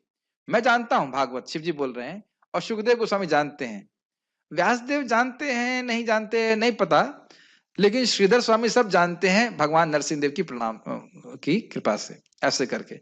तो ये शिव जी का भी आश्रय ले रहे हैं। और ये हमें समझना चाहिए शिव जी परम भागवत हैं, बल्कि प्रार्थना करना चाहिए कि भागवत की जो रुचि है, जैसे बोल रहे ना, मैं सोच रहा था प्रार्थना कर रहा था, शिव जी आप बोल रहे हम वेती आप जानते हो, तो कुछ कृपा हमको भी दे दीजिए ताकि हम भी कुछ भागवत समझ सके। समझ रहे ना? हम सभी को शिव जी का प्रार्थना करना चाहिए, भक्त से प्रार्थना करना चाहिए, भगवान से प्रार्थना करना चाहिए, है कि नहीं? ईशव मतलब दोनों ही जगत के ईश्वर हैं, कंट्रोलर हैं, कोई दिक्कत नहीं है। सर्व सिद्धि विदायिनो, सभी सिद्धि प्रदान करने वाले हैं, सारी सिद्धियों का विधान करने वाले हैं, तो स्पष्ट है। वंदे परास्परात्मनौ, वह एक दूसरे को वंदना करते हैं, स्तुति करते हैं। क्या आप नहीं देखते कि भगवान श्री राम शिव जी को का वंदना कर रहे हैं? कर रहे हैं। और शिव जी भी तो निरंतर रूप से राम राम बोलते रहते हैं, क्योंकि शिव जी भगवान के महान भक्त हैं। वैष्णवा नाम यथा शंभु, तो स्वाभाविक सी बात है कि भगवान को अपने भक्तों का गुणगान करने में बहुत अच्छा लगता है, कोई दिक्कत नहीं है। और भक्त तो भगवान के गुणगान के अलावा कुछ जानते ही नहीं है। तो समझ में आ रहा है इसका अर्थ क्या है? इसका अर्थ यह नहीं कि शिव जी और भगवान कृष्ण एक हैं, ये अर्थ नहीं श्लोक का। परस्पर नुति प्रयोग, ये एक नुति मतलब होता है प्रणाम, एक दूसरे को प्रणाम करते हैं और एक दूसरे को बहुत प्रिय हैं। शिव जी को भगवान कृष्ण बहुत प्रिय हैं और भगवान कृष्ण शिव जी को बहुत प्रिय हैं।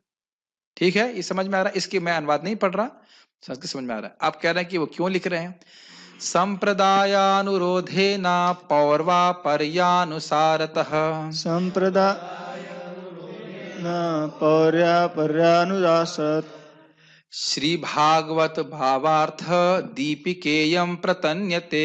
श्री भागवत भावार्थ दीपिकेयं प्रतयन्ते। बहुत सुंदर है। हमने इसकी फाइल आपको भेज दीजिए, भेज भी दी है, आप उसको वापस पढ़ सकते हो अनुवाद।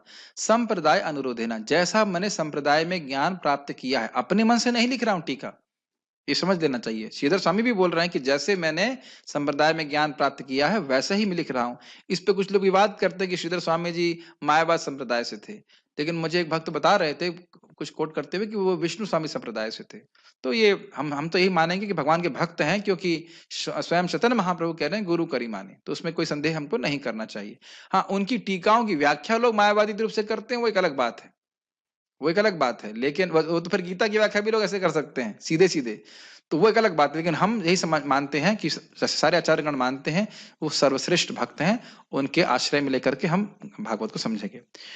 पौर्वा अपरया अनुसारता, इसका अर्थ क्या है? इसके अर्थ को मैंने यहाँ पे नोट में भी लिखा हुआ है, इसको मैं पढ़ दूंगा, समझ में आ जाएगा।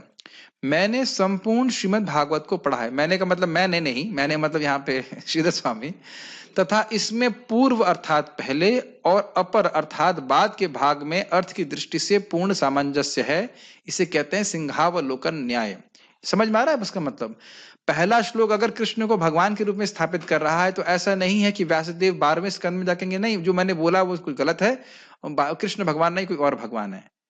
सिंहावलोकन न्याय समझते हैं, सिंह आगे चलता है, थोड़ा पीछे मुड़ के देखता है। तो इन्हें कहा पौर व्यापार, क्या शब्द है, पौर व्यापार या अनुसारता का अर्थ है कि जो शुरुआत में सिद्धांत प्रस्तुत किया गया है वह आगे के भाग में भी उसी प्रकार से सत्यापित किया गया, उसमें कोई अंतर नहीं है। अच्छे से जांच लिया गया कि भागवत एकदम स्ट्रीमलाइन फ्लो है, कृष्ण ही कृष्णस्तु भगवान स्वयं, पूरे भागवत में यही स्थापित किया गया। बहुत भी विषय है लेकिन इसमें कहीं खंडन नहीं हो रहा है, समझ में आ रहा है? अच्छे से जांच लिया है मैंने, समझ लिया, ये बोल रहे हैं। और क्या कह रहे हैं, जांचने के बाद श्री भागवत भावार्थ दीपिकेयम प्रतन्यते, मैं श्रीमद् भागवतम की ऊपर भावार्थ दीपिका नामक टीका को विस्तारित कर रहा हूं। प्रतन्यते का अर्थ होता है विस्तारित कर, लिख रहा हूं, समझ ले। क्या ये संस्कृत समझ में आ रही है, ये कठिन हो रहा है? इजी है, इनकी टीका बहुत इजी है, मतलब संस्कृत दृष्टि से बहुत आसान होता है। आगे आचार्यों ने और कठिन कर दिया, मतलब कठिन का मतलब बहुत कठिन संस्कृत है उसमें। तो कहेंगे अरे भाई इतना मतलब बड़ा बृहद शास्त्र और तुम टीका लिखने का साहस कर रहे हो, क्या समझते हो अपने आप को? मान लो कोई कहे तो बड़ी नम्रता से वो कह रहे हैं, देखिए, क्वाहम मंदमति क्वेदम, क्वाहम मंदमति क्वेदम, मंथनम क्षीरवारिधे, मंथनम क्षीरवारिधे, किं तत्र परमाणुर्वै, किं तत्र परमाणुर्वै, यत्र मज्जति मंदरः, यत्र मज्जति मंदरः, क्वाहम मंदमति, अरे मैं कहाँ मंदमति में। आचार्यगण तो हमेशा ऐसा ही बोलते हैं, जो शुद्ध प्रेमी भक्त होते हैं वो सोचते हैं मैं बिल्कुल निम्न हूं, तो कहते हैं मैं तो मंदमति हूं, मेरे पास कोई बुद्धि नहीं है। क्व इदम मंथनम क्षीरवारिधे, क्षीर सागर समझ, वारी, क्षीर का सागर, वारी मतलब जल, क्षीर के सागर का मंथन करना मैं कहां उसमें समर्थ हो सकता हूं?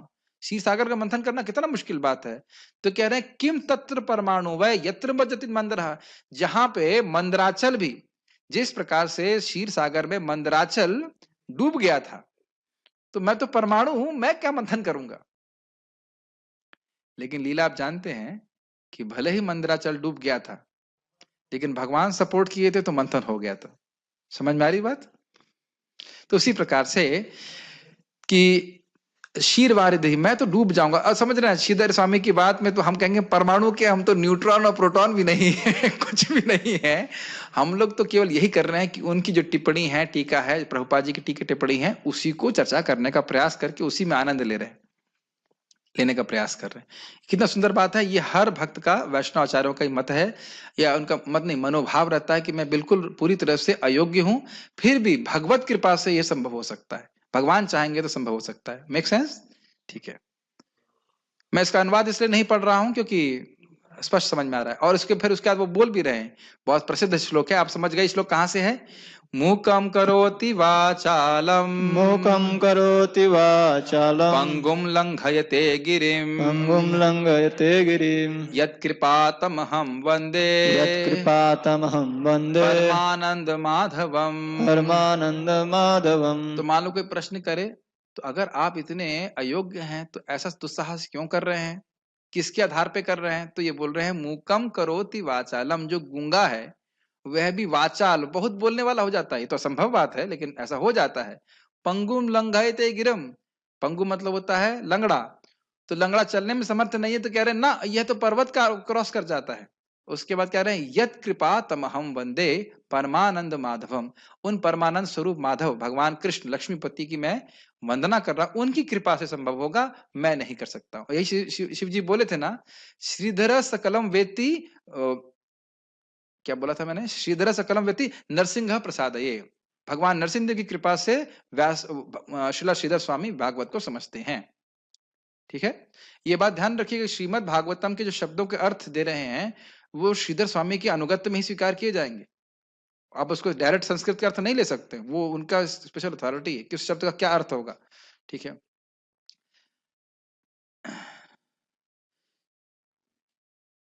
श्रीमद्भागवताब्धिसुरतरुस्ताराङ्कुरा सज्जनी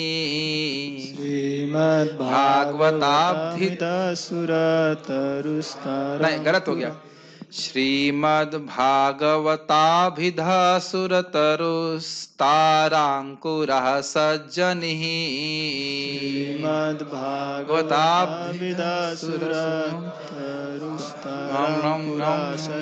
ठीक ठीक प्रयास कीजिए।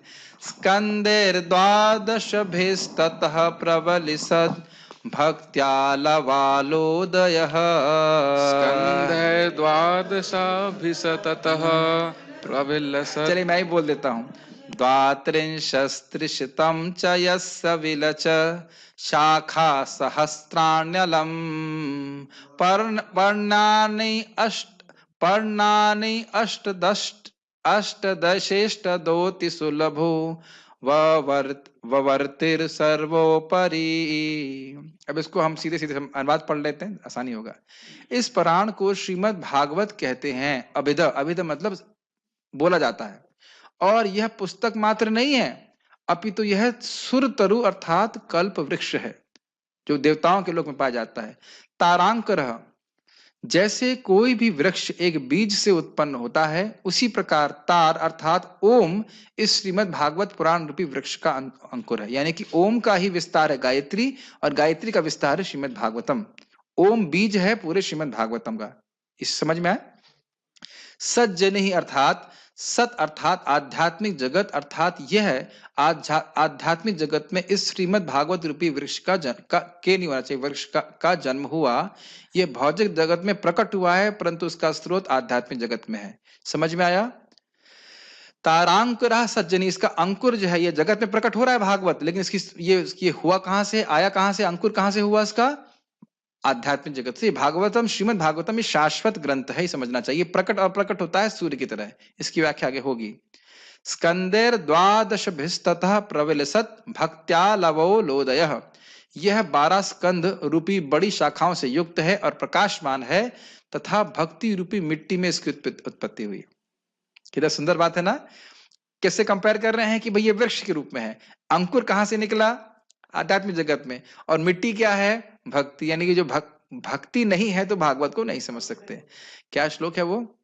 भक्त्या तु भागवता ग्राह्य न तो टीकया न तो मेधया, बुद्धि से टीका से नहीं समझ सकता, भक्ति से समझेगा। भक्ति का मतलब पूर्ववत आचार्यों के अनुसार समझेगा। ठीक है, समझ में आया? ओके। और ये बड़ी बड़ी 12 शाखाओं से युक्त है। 12 शाखाओं का मतलब हो गया 12 स्कंद। ठीक है ना, पेड़ के होते हैं। द्वात्रिंशत्रिशतम च यस्य विलचत शाखा, इसकी 335 छोटी शाखाएं हैं, जो उसके 335 अध्याय हैं। ठीक है, वृक्ष की उपमा देकर समझा रहे हैं। शस्त्राण्य अलम पर्णानि अष्टदशेष्ट दोति सुलभो विवर्ति सर्वोपरि, इसके 18,000 श्लोक रूपी पत्ते हैं। समझ में आ रहा होगा? वृक्ष से उपमा दी जा रही है, जो सभी अभिप्रेत कामनाओं को पूर्ण करने वाले हैं। धर्म, अर्थ, काम, मोक्ष, भगवत प्रेम, जो चाहो सब प्राप्त हो जाएगा, लेकिन हमें प्रेम प्राप्ति के ही भागवत पढ़ना चाहिए। इस तरह से अत्यंत सुलभ यह महापुराण सभी पुराणों से श्रेष्ठ है। ये व्याख्या करके अब हम आज नहीं करेंगे, कल श्री स्वामी बताएंगे किस प्रकार से ये श्लोक बोल क्यों रहे हैं, इसका क्या बात है, क्या उद्देश्य है। 1.5 घंटे के से अधिक तो मैं समझता हूं कि धैर्य नहीं होगा, तो हम लोग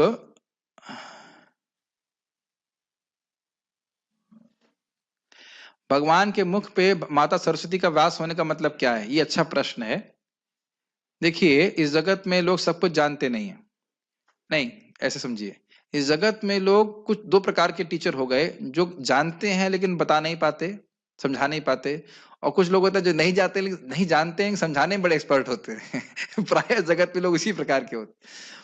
लेकिन भगवान ऐसे हैं कि जानते सब कुछ हैं और ऐसे समझाते हैं कि बस वो व्यक्ति तुरंत समझ जाएगा।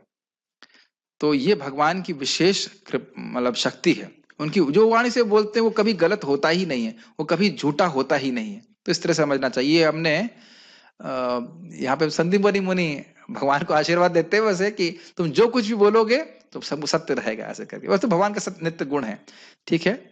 और माता लक्ष्मी, अब इसमें क्या कठिनाई है, भगवान विष्णु के भगवान के छाती पे 3 रुमावली हैं, क्या कहते हैं उसको, श्रीवत्स, नहीं श्रीवत्स का चिन्ह बोलते हैं, क्या बोलते हैं, श्रीवत्स चिन्ह बोलते हैं। तो वहां पे वो लक्ष्मी जी जो है भगवान की छाती पे के वक्षस्थल पे 3 रुमावली के ऊपर 3 बालों के रूप में वह विद्यमान रहती हैं। तो इसमें तो कोई कठिनाई नहीं समझने में। और कोई प्रश्न किसी का है? ठीक है, तो और कोई ऑब्जेक्शन तो नहीं है? ठीक है, तो आप सभी लोग तैयार हैं? हम लोग, मुझे लगता है कि कम से कम 20-25 दिन तो लग जाएगा पहले श्लोक को समझने में, और उम्मीद है कि आप लोग को श्लोक अच्छे लग रहे होंगे, ठीक है, समझ में आ रही होगी। तो यहाँ पे हम रुकते हैं। कल भगवान, आज हम लोग चैतन्य चरितामृत क्लास नहीं कर रहे हैं, थोड़ा डिपेंड करेगा, समय मिलेगा तो हम करेंगे, नहीं तो नहीं करेंगे। अब इसको आप पढ़िएगा। आप, एक निवेदन है कि सारी फाइल्स आप लोगों को टेलीग्राम के माध्यम से भेज दी गई हैं, जितना पढ़ाया गया है। विद्यार्थी अगर हैं तो, विद्यार्थी नहीं बोल रहा हूं, विद्यार्थी अगर हैं, आप समझ में आ रहा मैं क्यों बोल रहा हूं विद्यार्थी, विद्या को पाना चाहते हैं, भागवत विद्या समझना चाहते हैं, तो उसको पढ़िए। ऐसा नहीं कि मैं आया, बैठ गया, कई बार इसको पढ़ाऊं, टीका माथा मारे तब जाके समझ में आया, भक्तों से पूछा तब। अब एक अभी आएगा तो बताऊंगा कैसे, कितना कितना मेहनत लगी उसको समझने, एक लाइन समझ में नहीं आ रही थी। और फिर अकस्मात जो वक्त थे मुझे रास्ते में मिल गए, बलराम हॉल के सामने समझा दिया वही खड़े खड़े। तो ये इस प्रकार से लालसा होना चाहिए कि हम शब्दों के अर्थों को समझें, टीकाओं को समझें, भगवान की बात, प्रभुपाद जी तात्पर्य को समझें, ठीक है। बहुत बहुत धन्यवाद। आप लोगों की इच्छा है भागवतम पढ़ने की, सुनने की, तो मुझे भी इच्छा होती है बोलने की यहाँ पे। श्रीमद् भागवतम की जय, श्रील प्रभुपाद की जय, श्रील श्रीधर स्वामी पाद की जय, निताय गौर प्रेमानंदे।